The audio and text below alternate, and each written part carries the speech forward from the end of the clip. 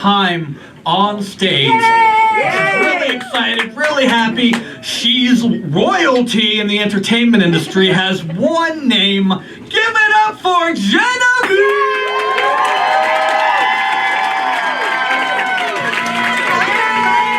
Oh my god, I got bumped by Dan Levy. That's kind of cool. You guys might not even know because he's really awesome. Anyways, thanks for coming.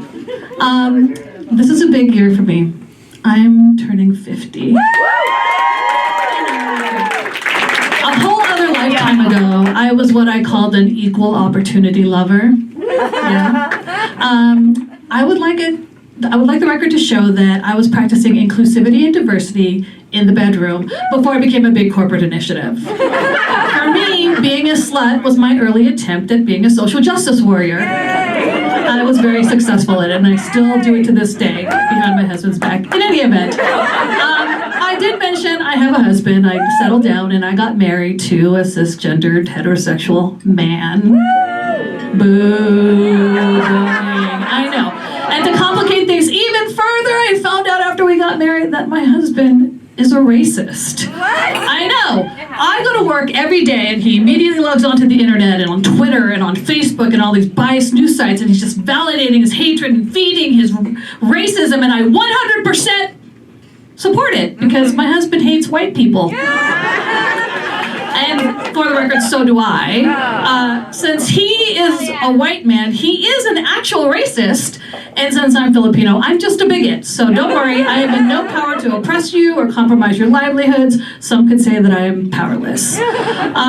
This shared hate that me and my husband have, I think it's what bonds us. It's a secret to the our marriage, our happy marriage. If you consider for a moment that the people that you are closest to in your life, you always bond over a shared hate. Like when men bond over a shared hate of Tom Brady, or when women bond over a shared hate of all other women.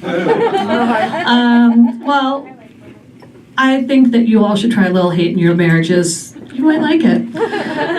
So I did mention I married a white man, and whoa, what a bad idea that was in retrospect. Marrying a white man is like investing in crypto. It seemed like a good idea at the time, but now we all know that its value is completely overinflated. It's totally volatile and completely full of shit. I thought I was marrying up, but it turned out I was marrying my equal or whatever. White men. So full of promise. Where are my white women at? Yeah, white women in the house. This is not a safe space for you either. Do you know that the worst thing that you can say to a white woman is to accuse her of being a little tiny bit racist? She's immediately gonna be like, I bought the Beyonce album. I cried at the George Floyd video. I did not get upset when they turned the Little Mermaid black. How dare you? I am an ally. Listen, Jessica, you don't get to say that you're an ally.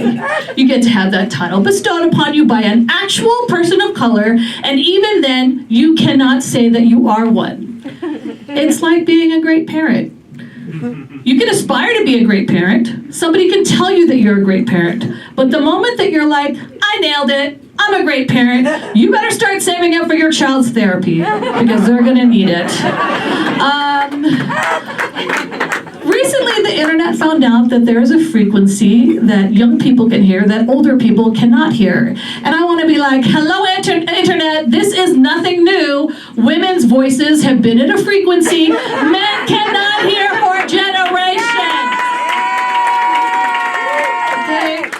I find myself the only woman or person of color in meetings full of management, emphasis on the man, and I have had to ask myself, when a woman makes a statement in a room full of men, does she make a sound? So I was a late bloomer and I didn't get my period until I was almost 16 years old. And because my parents are Catholic, they didn't let me get sex ed. So when the red plague was upon me, I did what made sense and I took my mother's gigantic maxi pad and I adhered it to myself. like a Band-Aid. That makes sense, right? It makes sense. The next day, my girlfriend, she was so nice. She wanted to teach me how to use a tampon. And I was like, is it not inconvenient that you have to pull it out every time you go pee? And she was like, oh, honey, you have 2 holes down there. You put tampons in your butt? What? This is probably the cause of all the fertility issues me and my husband had. All of the anal sex, but don't worry. We ended up having our little butt baby and our family is complete. And as parents, we know that we cannot just say anything to our kids because they will take it on into their adulthood. Like you cannot tell little girls, that boy hit you because he likes you. So recently, at a birthday party, my child, out of an assortment of juice boxes, chose a grape juice box. And I could tell they didn't like it. So I was like, hey, what's going on? And they were like, I don't think I like grape juice, but don't worry, I'll finish it, I won't waste it. And I was like, wait a second! Just because you chose a grape juice box doesn't mean you have to finish the grape juice box if you don't like the grape juice box, and I cannot force you to finish it. Do you understand what I'm saying? You can choose something and say I want it, and then say you don't want it, and no one can force you to do it. Tell me you understand what I'm saying! And she was like, I understand what you're saying, I understand what you're saying. And I grabbed her grape juice box and I crushed it in my hand. I threw it on the ground and I said, I nailed it. A great parent. All right, before I leave, I want to take a picture of all you beautiful people because there's so many people in the audience that I love so much. Thank you so much for being here for my first time.